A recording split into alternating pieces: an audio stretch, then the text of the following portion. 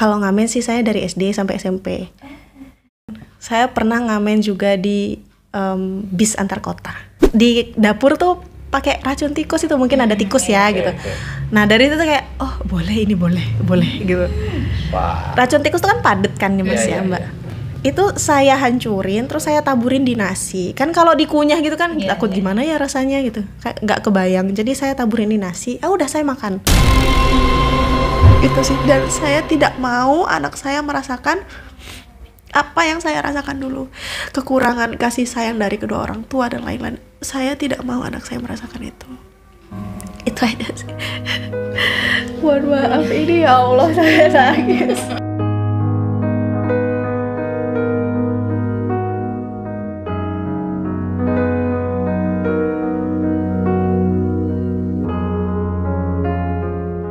Halo, assalamualaikum sobat RTV. Kali ini kita berada di segmen Podcaster. Sudah bersama kita Kak Nus panggilannya. Kali ini bakalan cerita tentang pengalaman hidup ya pastinya. Tapi buat sobat RTV jangan langsung menjudge dulu, karena dari pengalaman hidupnya ini kita bisa belajar. Mungkin kita sebagian orang belajar dari pengalaman hidup orang yang sukses, tapi ada juga kita bisa mengambil pelajaran dari masa lalunya yang mungkin sedikit pahit ya. Langsung kita sapa dengan Kak Nus. Halo, assalamualaikum.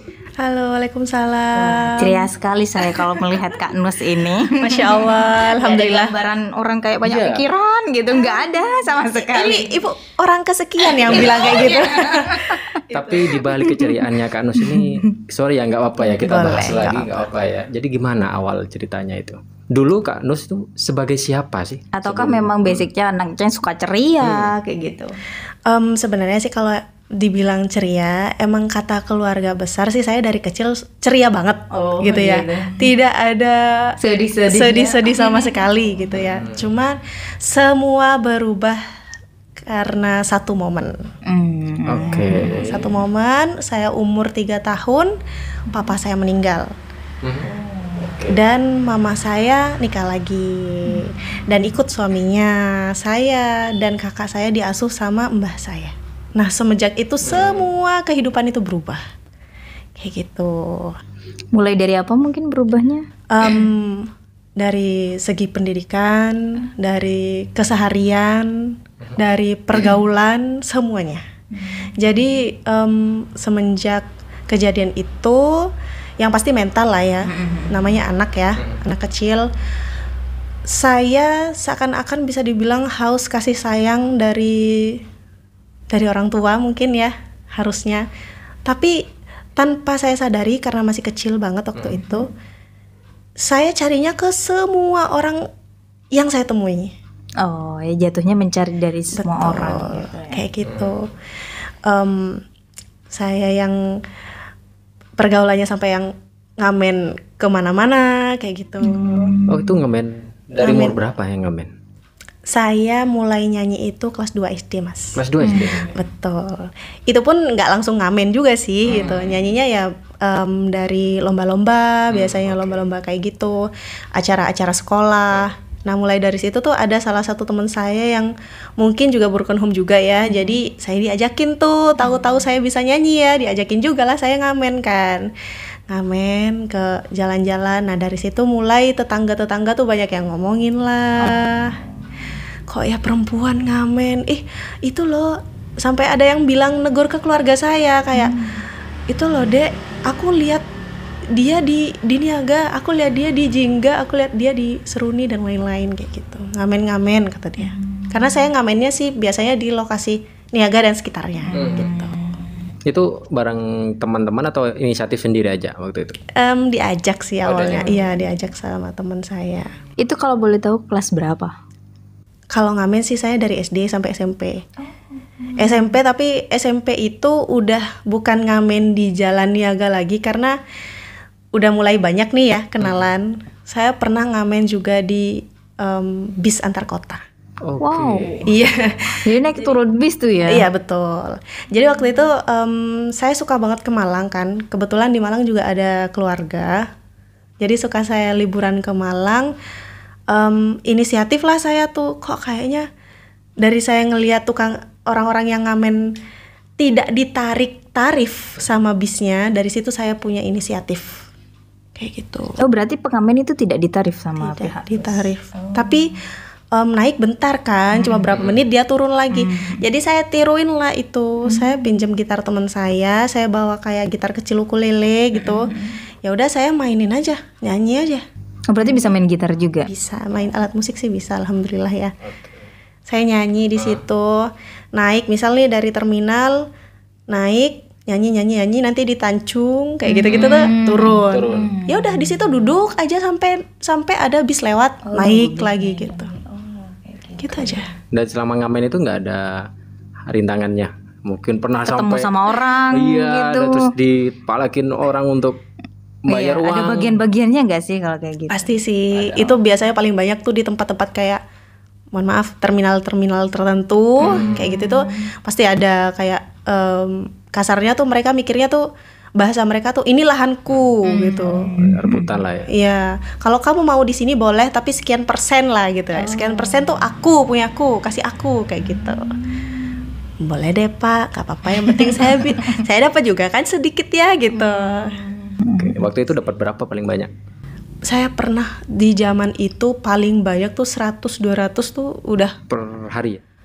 per sekali Oh, per gimana ya? kali. Per sekali ngamen. Per sekali ya bisa dibilang sehari lah ya. Per bus lah. Tapi itu kan masih dipotong sama biaya-biaya sih. Biaya administrasi Iya, lainnya. administrasi itulah ya. Gitu, banyak banget administrasinya. Tapi dengan kegiatannya Kak Nus yang kayak gitu, Mbak nanyain nggak sih dulu? Dulu sih mbah saya itu bukan tipe orang yang kayak kamu dari mana, kamu begini kan. Karena mbah saya udah sepuh juga sih, kurang lebih umurnya udah 80 tahunan. Jalan aja mbah saya tuh udah kedengeran loh Mbak bunyinya kayak sek gitu, kakinya tuh udah ngeret banget gitu, udah sepuh banget. Jadi di situ emang kamu niatnya untuk membiayai hidup sendiri dan keluarga rencana atau gimana? Sebenarnya kalau keluarga itu emang ada yang kasarnya ada subsidian dia lah dari saudara-saudara orang tua kayak gitu tuh ada. Cuma balik lagi ya pengennya anak tuh Nambah pengen gitu ya? saya Nambah dulu aja. saya itu tipe orang yang kalau pengen sesuatu saya itu berjuang banget gitu loh Mbak buat dapetin itu gitu. Waktu itu saya pernah lihat teman saya punya handphone Pengen lah gitu ya. ngamen lah gitu cara saya gitu. Ya, lebih ke hobi aja waktu itu. Iya. Suka nyanyi terus ya Dapat duit gitu. gitu. Iya, seneng kan? Ya udah gitu. Itu berlanjut terus sampai Berlanjut sampai sekarang. sekarang. Saya masih nyanyi sampai sekarang. Iya. Alhamdulillah. Tapi kan beda kan? Iya, tapi bukan ngamen ya Mbak gitu. Ngamennya oke. Iya, ngamennya di kafe, di wedding, event gitu ya. Itu. Jadi memang hobinya jangan dihilangkan ya. Betul. Yang penting dapat duit halal. Ya Iya. dilanjut aja kayak Iya, gitu. betul. Dan itu kejadian yang mungkin bisa dibilang pengalaman hidup lah ya. Betul. Itu aman-aman terus sampai SMP, SMA atau ada kendala lagi waktu itu yang bikin kamu? Kalau bicara hobi, alhamdulillah hobi saya lancar sampai sekarang. Cuman waktu itu dari hobi saya ini saya bisa kuliah, alhamdulillah di luar kota dengan jurusan yang sama. Memang fokusnya di vokal, tapi ya balik lagi ujian mah ada aja ya gitu. Masalah asmara dulu, sampai tengkar sama pasangan waktu itu. Saya ini tipe orang yang karena mungkin haus kasih sayang tadi itu ya gitu. Kalau udah sayang banget sama satu orang ini, aduh kayak Jadi bucin. bucinnya bukan bucinnya di luar ini Di luar Nurul. gitu. Jadi tidak masuk akal gitu. Kalau sekarang udah nyadar sih ya. Sudah sadar ya. Dulu bahkan saya sampai pernah tengkar sama dianya cuma karena tidak direstui orang tuanya. Ada masalah lalala, itu mau putus nyambung tuh saya sampai drama lah minum porselen gitu, pembersih porselen gitu. Oh, karena Fiktif. Iya karena itu. Apa sih yang ada di pikirannya Kak Nus waktu itu? Mohon maaf ya, ini saya nggak ngerti juga sih waktu itu ya, gimana ya, udah nangis aku tidak mau putus ya, udah sampai minum Fixal, minum Fixal, minum WPC, minum Fixal, waktu minum kok nggak mati-mati ya, di pikiran saya cuma itu, Nggak langsung efek? Nggak pusing atau apa? Enggak, tapi perut kayak gini gimana? Kayak minum soda gitu, Mas. Oh, iya. Iya. Wow. Tapi sini langsung sakit sih, tenggorokan langsung sakit sih ya. Terus WPC itu kan lebih, saya pikirnya Fixalin terlalu encer, WPC aja kali ya, kan WPC lebih biru pekat gitu kan. Saya minum WPC. Langsung? Langsung. Di gini, botol tuh di gini gitu. Separuh sampai habis atau?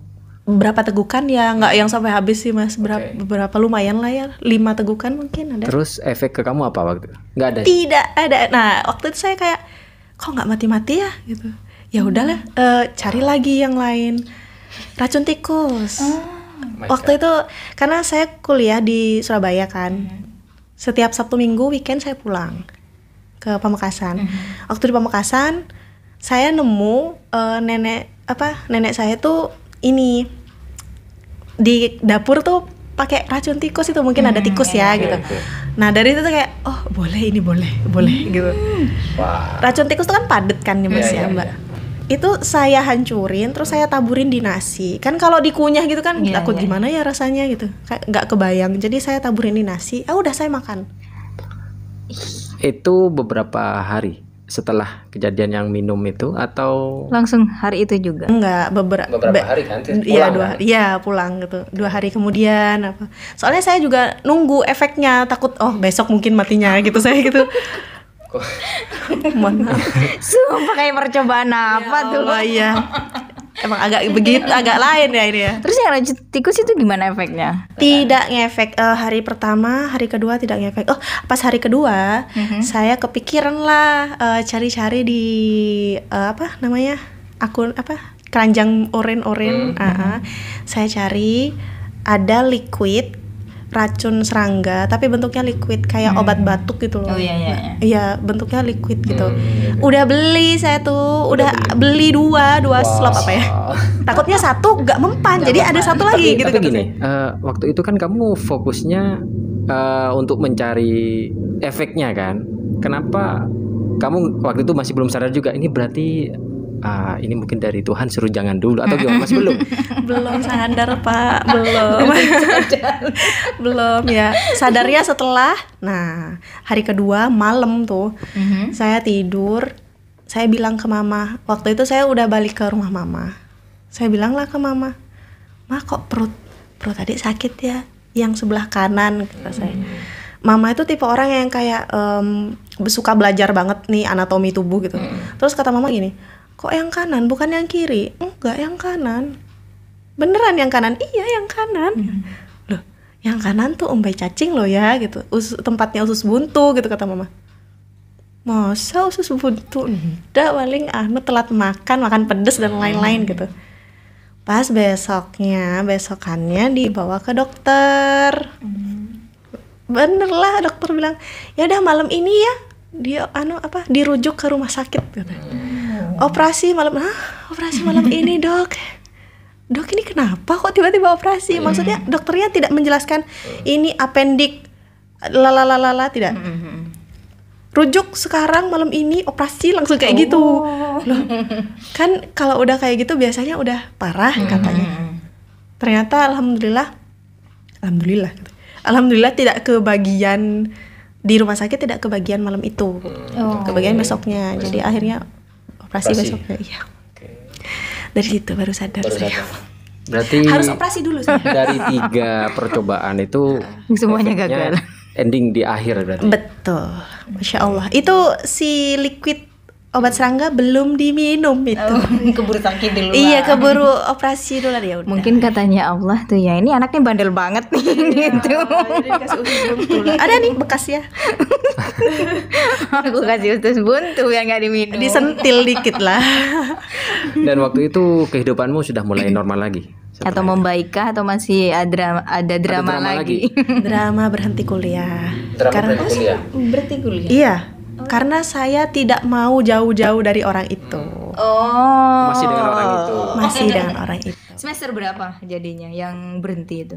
Baru 1 semester saya. Astagfirullahaladzim. Saya ospek tidak pernah datang. Biasanya kalau ospek itu kan ada kayak LDK apa namanya ke tempat camping lalala itu. Saya tidak ikut kayak gitu-gitu.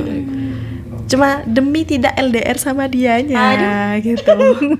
Satu kampus. Enggak, orang sini, orang Pamekasan. Aduh. Dan itu akhirnya dia mulai kasihan kah mungkin atau gimana atau tetap menjauh? Harapannya sih begitu ya gitu. Harapannya ini aku operasi gara-gara kau. Tidak. Ternyata tidak. Tidak ada sama sekali, bahkan kayak sampai diblokir lalala sudah gitu. Sampai saya berhenti kuliah, saya pulang ke sini sekian hari kayak tidak ada kabar, udah diblokir semua sosmednya.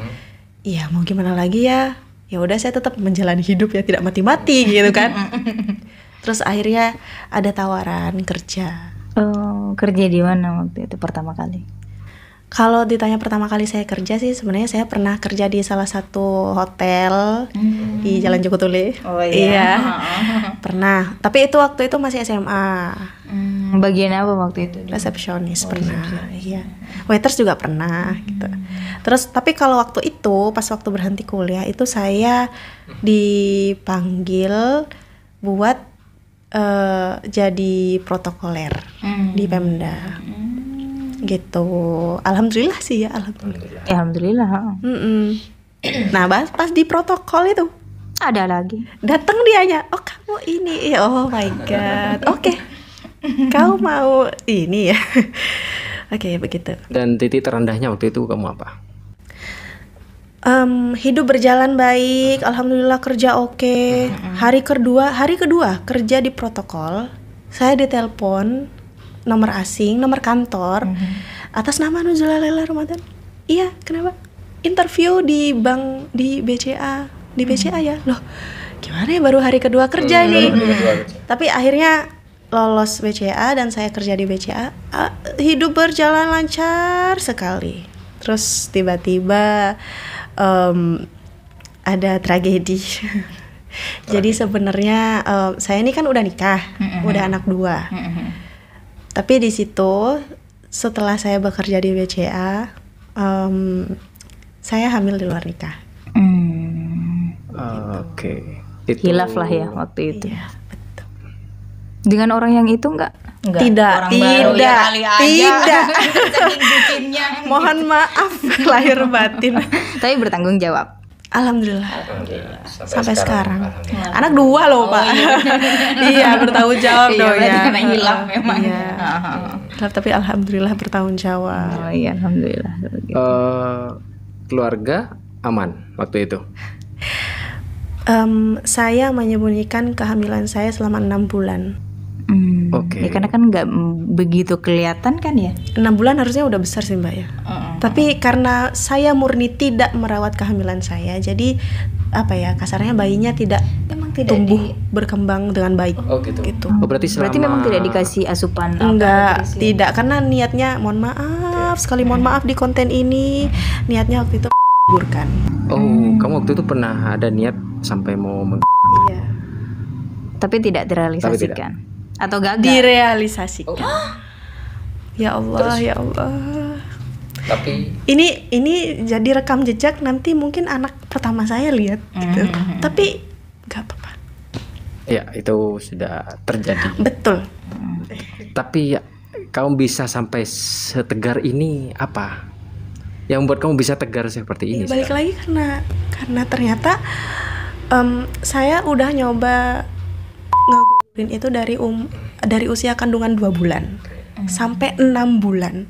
Selama 4 bulan itu tidak sama sekali ada pergerakan. Mohon maaf, flek dan lain-lain itu nggak ada Mbak. Ya nggak ngefek gitu. Nggak ada. Bahkan obat atas bawah tidak ngefek sama sekali. Ini agak ini ya. Saya sampai minum miras dan lain-lain. Tujuannya ke itu waktu itu. Tujuannya ke itu. Tapi tetap. Nggak ada. Tuhan menyelamatkan berarti.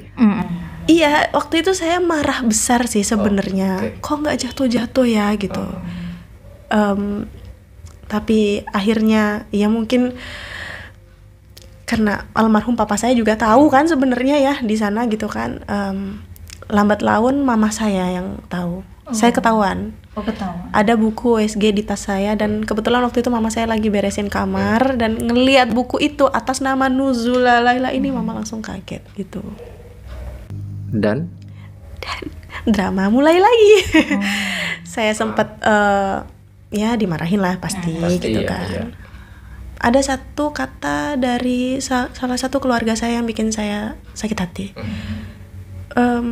Sebenarnya salah saya sih, bilangnya gini, apa yang harus saya jelaskan ke 10 saudara saya?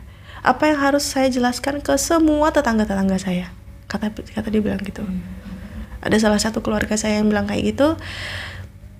Saya dalam hati cuma mikirnya, yang hamil itu aku, yang harusnya lebih malu, jauh lebih malu itu aku. Saya bilang gitu. Bahkan waktu itu saya sempat ada salah satu keluarga juga yang mukul karena mungkin emosi ya, kaget gitu, shock gitu. Saya sempat dipukul sampai jatuh dari kursi. Yang ada di pikiran saya tuh, ini saya hamil loh ya gitu. Ini saya dalam keadaan hamil loh ya. Tapi saya dipukul bahkan sampai jatuh, udah kayak tidak peduli gitu keluarga saya. Mama gak bisa apa-apa. Mama cuma bisa diem. Mungkin mama saya cuma bisa bilang, mama sakit hati, kita bilang gitu. Mama kecewa jelas. Tapi saya, karena saya sekarang sudah jadi seorang ibu juga, saya yakin mama saya waktu itu juga sebenarnya 50-50 sih ya. Kecewa iya, tapi di sisi lain mama pasti menyalahkan diri sendiri juga. Kayak gitu. Jadi sebenarnya saya merasa bersalah banget. Sempet bukan diusir sih, sempet diusir, tapi bukan diusir sih bahasanya, gimana ya? Ada salah satu yang keluarga yang bilangnya, tuli pentah jia meletak neng dina gitu. Takut tetangga-tetangga lain banyak yang makin dengar, makin kemana-mana gitu. Jadi bisa dibilang bertubi-tubi ya permasalahan kamu waktu itu. Tapi kamu mungkin gini, ada yang disampaikan nggak seandainya anak kamu nanti suatu saat nonton, melihat video ini? Anggap sekarang anak kamu sudah gede. Bagaimana dia nanti? Yang pasti semua anak saya 2, saya sayang banget sama kedua-duanya. Bahkan kalau boleh dipilih, mending saya nggak ada pasti ya, seorang ibu gitu ya. Saya bertahan sejauh ini tentunya untuk anak saya, dan semuanya saya lakukan ini insya Allah tulus, ikhlas lillahi ta'ala untuk kedua anak saya. Itu sih, dan saya tidak mau anak saya merasakan apa yang saya rasakan dulu, kekurangan kasih sayang dari kedua orang tua dan lain-lain. Saya tidak mau anak saya merasakan itu. Itu aja sih. Mohon maaf ini ya Allah, saya nangis. Maaf banget. Kalau seandainya suatu saat, maksudnya mungkin kita kan nggak pernah tahu anak Kak Nusa tuh akan mendengar cerita yang seperti apa gitu. Mungkin dari sini bisa, maksudnya gini, ketika dia mendengar dari orang yang salah gitu, dia harus seperti apa kayak gitu. Karena kita kan nggak tahu prediksi orang tuh gimana. Saya ini sama persis kayak mama saya, Mbak. Mau saya sebenci apapun sama mama saya sekecewa apapun sama mama saya cuma diem. Nantinya pasti anaknya akan ngerti sendiri seiring berjalannya waktu. Kalau saya pribadi. Tapi yang pasti saya yakin kedua anak saya juga nantinya akan ngerti. Boleh terserah dia mau denger kata-kata orang yang mana, yang barat, yang timur, terserah. Tapi seiring berjalannya waktu, semakin dewasa, saya yakin anak saya pasti akan ngerti. Tidak ada orang tua yang tidak sayang anaknya ya. Gitu. Itu sih. Dan sekarang Kak Nus fokusnya apa sekarang? Saya sekarang fokus nyanyi sih Mas, nyanyi aja. Ibu rumah tangga, tapi sebenarnya merangkap sih, ibu rumah tangga iya, nyanyi iya, MC iya, dan lain-lain. Semuanya digarap. Gitu ya. Bakatnya banyak berarti ya. Alhamdulillah. Dan setelah sekian banyak yang sudah dilewati itu, apa sih yang bisa diambil hikmah dari semua itu? Oke, kalau bicara hikmah sebenarnya semua orang punya masalah pribadi masing-masing ya. Yang pasti tidak boleh gegabah ya dalam melakukan apapun, dan harus selalu di jalan yang benar. Mau melenceng sedikit boleh, gak apa-apa, tapi tolong kembali lagi gitu. Kalau memang sudah ada di jalan yang salah, kalau memang sudah sadar ada di jalan yang salah, ayo balik lagi. Betul, gitu. Itu sih kalau saya, karena saya bukan tipe orang yang bisa ngomong kata-kata bijak panjang gitu, enggak ya. Saya kelihatan banget ya, saya orangnya agak selewengan gini. Ya begitulah ya. Saya boleh titip pesan nggak sih Mbak? Boleh. Untuk semua teman-teman yang tonton podcast ini, apalagi generasi-generasi zaman sekarang ini ya, mulai beda. Tolong dijaga dirinya, tolong dijaga imannya, apapun kepercayaan kalian, tolong dijaga imannya. Kasih sayang mau dari keluarga, sahabat, teman-teman, pacar, siapapun itu, dijaga kepercayaan setiap orang. Itu sih. Bisa setegar ini itu susah. Nggak semua orang mau menceritakan kehidupannya. Tapi karena gini, bagi orang kehidupan yang pahit itu inginnya dipendam. Nggak banyak orang yang ingin mengambil hikmah dari situ. Jadi Kak Nus ini bisa gini ya, ibaratkan orang kalau bercerita tentang kesuksesannya, orang mengambil hikmah gampang kayak gitu. Tapi kalau mengambil hikmah dari rasa kehidupan yang pahit dan bisa setegar kayak sekarang itu sulitnya bukan main. Pasti sudah melewati fase-fase hingga titiknya itu sudah nggak bisa diungkapkan dengan kata-kata pasti ya. Inhale, saya begitu aja Mas, sudah kayak gitu. Ya udah, ya Allah gitu. Pesannya emang dalam banget, dan juga benar kata Kak Nus, untuk generasi sekarang juga harus mau gimana pun pergaulan juga sudah semakin ya terlalu bebas, harus bisa menjaga diri. Cukup jadikan cerita Kak Nus ini untuk jadikan pembelajaran dan ambil hikmahnya saja kayak gitu. Iya. Lu saya pernah ke psikiater waktu selama di BCA. Iya, di Surabaya waktu itu karena saya sering, hampir setiap malam saya pernah mimpiin papa saya. Berkali-kali, hampir setiap hari, bahkan kayak ketiduran siang pun itu meskipun cuma berapa menit itu ada papa gitu. Padahal saya nggak tahu mukanya papa saya. Boleh, karena masih kecil. Masih 3 tahun Mbak. Saya tahu muka papa saya itu pas waktu saya mau daftar kuliah, berkas-berkas itu. Ketemu ijazah papa saya itu, saya lihat mukanya. Itu datang terus papa di mimpi. Tapi pas waktu saya udah sah sama suami saya mikir, kan udah mulai tenang ya pikirannya. Saya mikir kayaknya saya mimpi papa itu karena hamil ini gitu. Kayak papa dateng kayak minta pertanggungjawaban, harusnya gimana ya, tapi papa nggak ngomong apa-apa di mimpi, kayak cuman datang aja gitu. Nah karena itu Nus waktu itu pernah sekali ke Surabaya, ke psikiater di Surabaya. Sekali aja berarti. Sekali. Katanya dokternya kenapa? Kalau kata dokternya sih ya stres, kecapean, pekerjaan dan lain-lain gitu. Karena Nus nggak buka masalah ini sih sebenarnya ke psikiater itu. Harusnya kan dibuka semua ya kalau ke psikiater gitu. Biar bisa dipecahkan masalahnya apa kayak gitu. Kalau yang ke psikiater yang setelah menikah, ini karena baby blues. Baby blues bahkan Nus sampai, dan ini tidak patut ditiru juga. Nus sampai mukul anak, bahkan mukul sampai ke perut ke atas kayak gitu. Itu terjadi banget, dan itu bukan terjadi 1-2 kali, 1-2-3 bahkan 10 kayak lebih gitu. Tapi ya alhamdulillah support dari suami, support dari keluarga, karena itu penting. Dan mohon maaf ya untuk semua teman-teman yang ada di luar, baby blues itu nyata.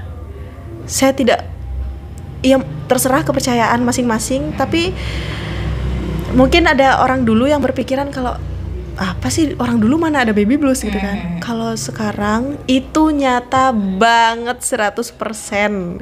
Ya Allah, itu saya alami banget kan.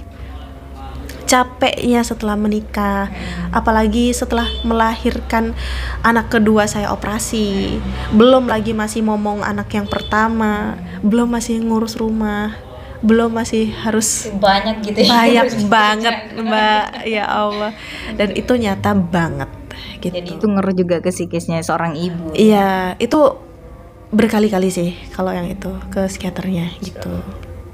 Belum lagi tidak disupport, maksudnya bukan tidak disupport.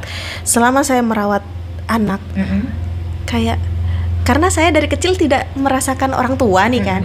Jadi saya tidak tahu gimana caranya jadi orang tua yang baik untuk anak saya, menurut saya ya. Kayak saya tidak ada tuh di otak tuh figur orang tua yang baik itu nggak ada, gitu. Jadi sayanya juga agak ngangong gitu, agak bingung ya, gitu sih. Tapi lambat laun dengan berjalannya waktu. Iya, apalagi sosmed sekarang banyak ya, parenting yang lain-lain itu. Naluri sih. keibuan tuh pasti ada. Pasti sih, keibuan tuh pasti. Dan sekarang kamu happy dengan anak, keluarga? Alhamdulillah ya. Jauh lebih Maksudnya daripada bahagia dari jauh sekarang. Iya. Jadi bisa dibilang ya kamu sudah melewati badai itu. Insya Allah, ya Semoga Allah, semoga gitu ya. Setelah hujan pasti ada pelangi. Iya, benar. Betul. Oke, terima kasih buat Kak Nus. Iya. Dan semoga dari pembicaraan kita hari ini bukan jadi tutorial untuk itu ya, untuk hal-hal buruk ya, tapi ambil hikmah saja kalau sebenarnya hal-hal kayak gini tuh dampaknya belakangan loh. Betul. Kayak gitu loh.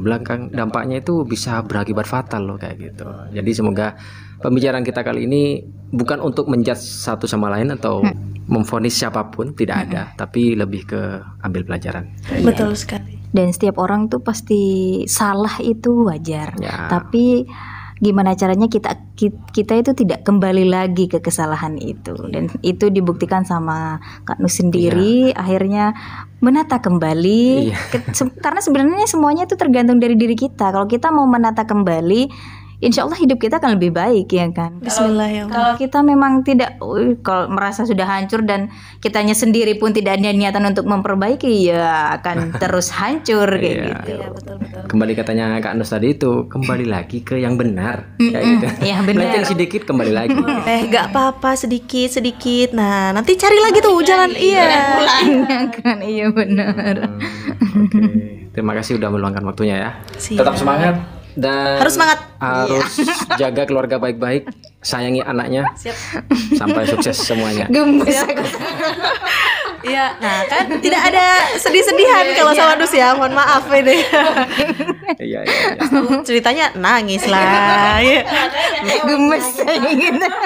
Dan buat Sobat RTV, ambil positifnya dan buang negatifnya. Tetap semangat dan see you in the next video. Bye bye. Assalamualaikum warahmatullahi wabarakatuh. Bye.